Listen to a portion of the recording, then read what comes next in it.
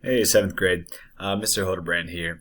Hey, I just wanted to kind of post a follow up today's lesson. I know, obviously, with some of us learning virtually and some of us learning in person and switching off days here and there, that sometimes, um, people are getting different pieces of information. I'm trying to keep it as uniform as possible, but I just want to kind of post this video explanation of what we did today, Tuesday the 25th.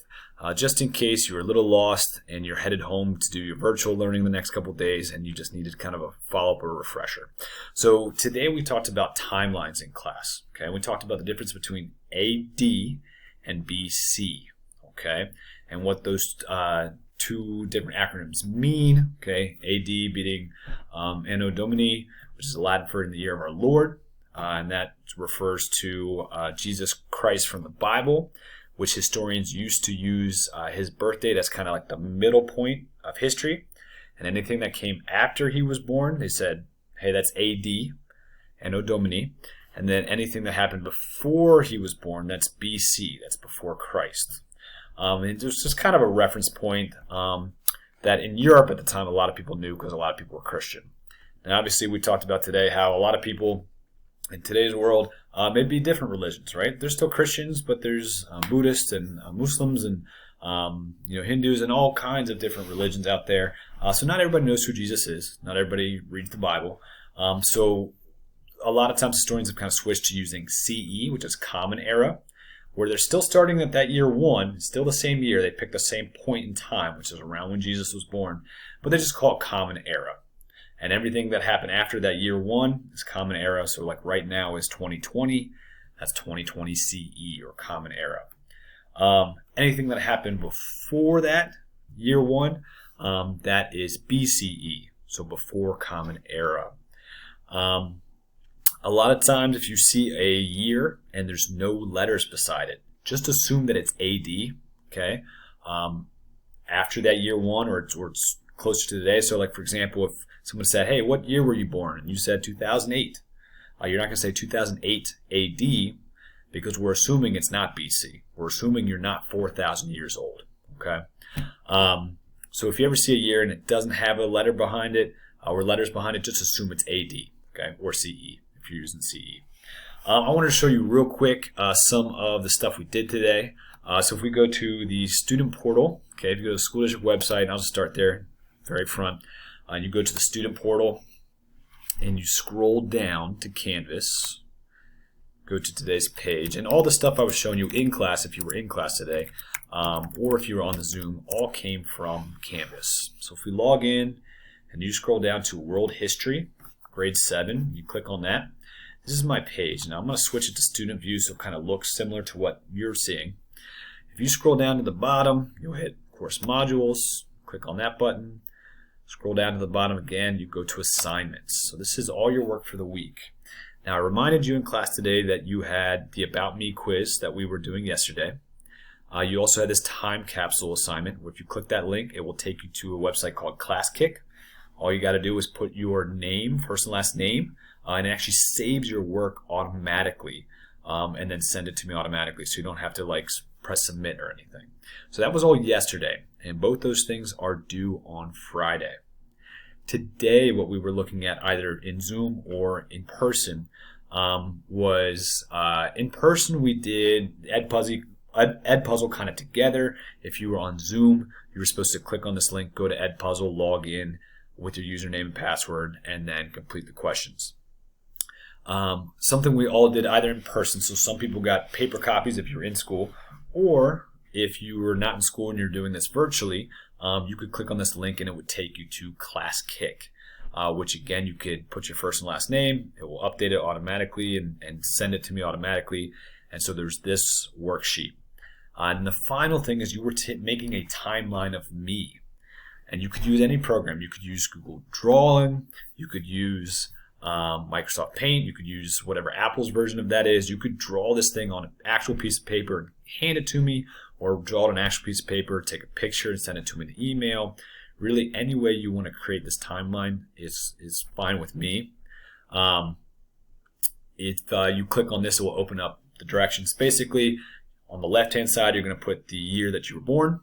On the right-hand side of your line, you're going to put 2020, and you got to pick 5 years somewhere on that line and put something next to that year that was important that happened to you. So it could be maybe a birth of a sibling, could be maybe you moved, maybe you made a soccer team or did a really awesome project that you remember, or maybe you made a new friend, something like that. It can be happy or sad. You can put 5 things on the timeline of your life and put the year that it happened. Okay. Sorry, I got a fly buzzing around here. Before I kind of end this video, I did want to kind of show you or go over the directions one more time. If we click on the class kick to go to the ADBC worksheet. If you have the paper copy, that's fine. You can do this on paper and hand it to me when you see me next. But I'm just going to show it to you on here so that I can kind of go over directions and you can see what I'm talking about. So if we go here and, you put your first and last name in here, and you press go, it should load. Yep, and it should look like this. Okay, so this little kind of paragraph right here, this is what we already talked about in class and I talked about in this video. Basically explains AD and BC and what they mean. What you're going to do in this first question is you're actually going to take these years or these events that happen, and you're going to put them on the line where they belong by using the letter. So for example, it says A, the year of Jesus' birth. You can take the drawing and put A where the year of Jesus' birth. We know that historians use that as 1 AD as the marker. So I can put the A there. Then you got to go to B. Okay, so that says 500 AD or AD 500. So you're going to find 500 AD on the line. You're going to put a B there. Okay, so for example, I could take my text box and I could just put B. Okay. You're going to do the same thing for C. Put C on the line where it belongs. D, E, and F. Put them on the line where they belong. You're going to do the same thing for number 2. Same thing for number 2. You're going to take these letters, okay, and that obviously have years here, and you're going to put them on the line. So for 30 BC, well, let's find BC. BC is on the left side of the line. It's less than 500. It's more than 1. Somewhere right in here. So I could take my text box, okay, and I could put F, because that's where 30 BC is. You do the same thing for E, D, C, B, and A. All right. Remember, folks, don't be tricked. If they don't give you letters, it's AD. Okay. You can skip number 3. Don't worry about that one. If you want to do it, great. If you don't, that's okay. You can skip it. If you go to the next slide or the next page, if you're doing the paper copy, what you need to do for question number 4 is put a check mark on which one came first or which one is the furthest back in time. So for example, AD 54 or AD 36. Well, if I look at my timeline, I know that AD 36 came first. Okay, so I can take my pencil, put a little check mark, and it came first. Okay, you're going to do the same thing for every single line. 1000 BC or AD 1000. We know the BCs came before the ADs, so we're going to click that one. And keep going the whole way down through until you get down to 3 BC or 3100 BC. Put a check mark by which one came first. All right, for number 5, a little bit of math here. So we want to know how long ago did each of these years happen. Now, it's going to take a little bit of math. Here is my tip for you. Okay, I'm going to type this one out for you. Okay, here's my tip. I'm going to put it right over here. If it's AD, you're going to take 2020 and you're going to subtract whatever year they're giving you. So if they say it's 1066, so 2020 minus 1066 equals, put that into a calculator and that gives you your answer. Okay. Now, if they give you a BC, okay, what you're going to do for that one is, type it out for you here, BC, you're going to do 2020 again, but instead of minus, you're going to do plus, okay, plus 3000 equals, and that's going to tell you how long ago that year happened. So anywhere on here, this page, you see an AD, subtract. Anywhere you see a BC, you're going to add. So you would be 2020 plus 56 BC. We'll tell you how long ago 56 BC was. 2020 minus 3 will tell you how long ago AD3 was. Okay, remember AD down here, we're going to subtract again, 2020 minus 1884. And then the final page, the last page, you are going to look up, there are listed on this one, there are 7 continents and there are 4 oceans. So for example, I might say Antarctica.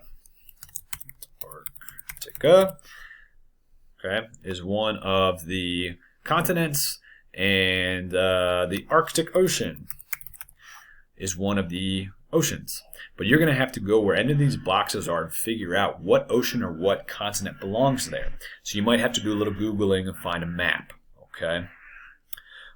Down here we've got a chart where they talk about the size in square miles and kilometers of the different continents. You're going to go down here to each one of these questions and basically use the chart and the best of your knowledge to answer the questions. Okay.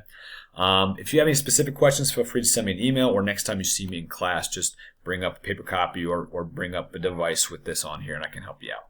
All right, folks, have a good one.